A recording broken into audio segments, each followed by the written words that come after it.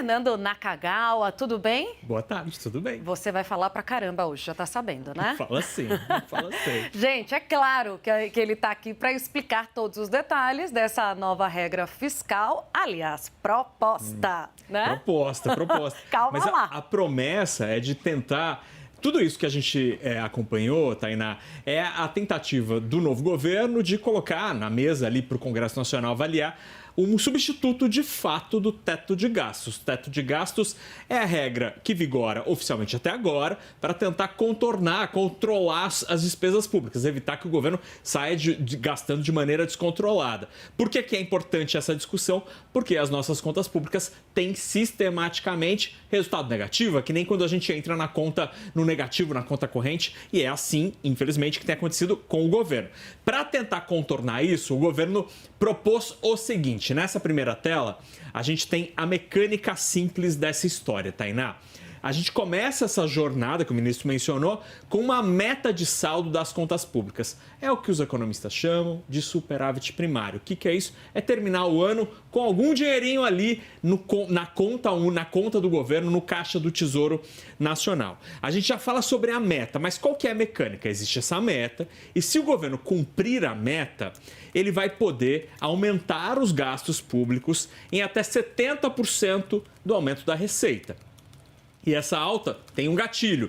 A alta não pode superar 2,5%. Então vamos supor que a arrecadação, que o governo cumpriu a meta, a arrecadação cresceu 10% num ano ótimo da economia brasileira. Não vai poder ter um aumento de 7% nos gastos públicos. Vai ser limitado a 2,5%. Isso daqui é a medida anticíclica para tentar tirar um pouco o pé do acelerador do governo brasileiro quando a economia está crescendo.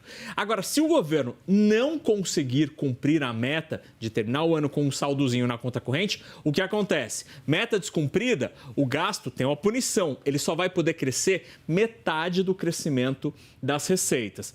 Aí você me pergunta, mas e se a receita, por acaso, a arrecadação de impostos, não crescer? Pois é, aí tem uma coisa. Existe a previsão de uma alta mínima, de um piso mínimo das despesas. Todo ano, independentemente do que acontecer com a economia, as despesas poderão ter um crescimento de 0,6%. Porque esse número, segundo o Haddad, é o crescimento vegetativo das despesas do governo, por exemplo, com o envelhecimento da população. Agora, então a gente falou sobre a mecânica, como funciona o limite para os gastos públicos. Na próxima tela, a gente tem a meta em si.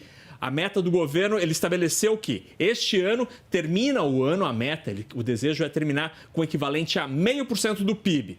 Negativo, olha o sinalzinho negativo aí. Isso dá mais ou menos ali uns 50 bilhões de reais negativos. Atualmente, o mercado financeiro espera um número perto de 1% negativo do PIB, então tem um esforço para ser feito. E aí, a partir dos anos seguintes, em 2024, você fica no 0 a 0, então as contas públicas iriam para a estabilidade, acabaria o rombo, essa é a promessa, e a partir de 2025, o governo terminaria efetivamente, pelo menos conforme a meta, com algum dinheiro, alguma sobra de caixa, e essa sobra de caixa é usada para pagar as dívidas públicas que cresceram muito ao longo dos últimos anos. Perfeito. Vamos ouvir mais um trechinho do que disse mais cedo o Haddad, quando ele nega que não serão criados novos impostos. O Naka vai explicar na sequência.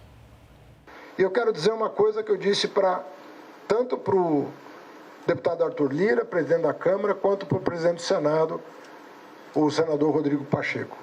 Eu disse para eles o seguinte: esse plano tem um pressuposto. Porque todos me perguntaram, vai haver aumento da carga tributária? Todo mundo me pergunta isso.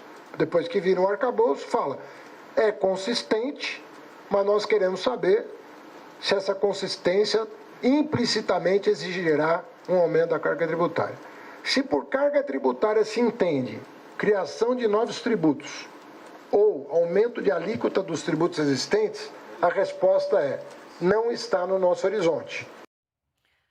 Não está no nosso horizonte, é nunca? Ou pode ser? Pode ser. É que faz? Pode ser. O ministro mencionou um termo curioso, Tainá. Medidas saneadoras em termos de tributos. E, segundo ele, essas medidas que já estão em estudo podem aumentar a arrecadação de impostos em 100 bilhões a 150 bilhões de reais. É essa grana que pode fazer com que o Brasil termine o ano que vem com a conta ali no 0 a 0, sem o rombo das contas públicas. Mas aí você pergunta, mas de quem vai cobrar tanto imposto assim? Porque a gente já paga um monte de tributos. Dicas, né? Ele deu boas dicas. Ele falou, por exemplo, do segmento de apostas esportivas e também das grandes empresas de tecnologia, as Big Techs. E ele menciona ali que quem não paga imposto precisa vir para o sistema para pagar. E aí ele defende que se todo mundo pagar seus impostos direitinho, a sociedade toda vai ter uma situação econômica melhor e os juros caem. Aí todo mundo paga menos tributos e menos juros no fim das contas. Agora, essa é uma medida absolutamente polêmica, obviamente, porque ninguém gosta de pagar tributo.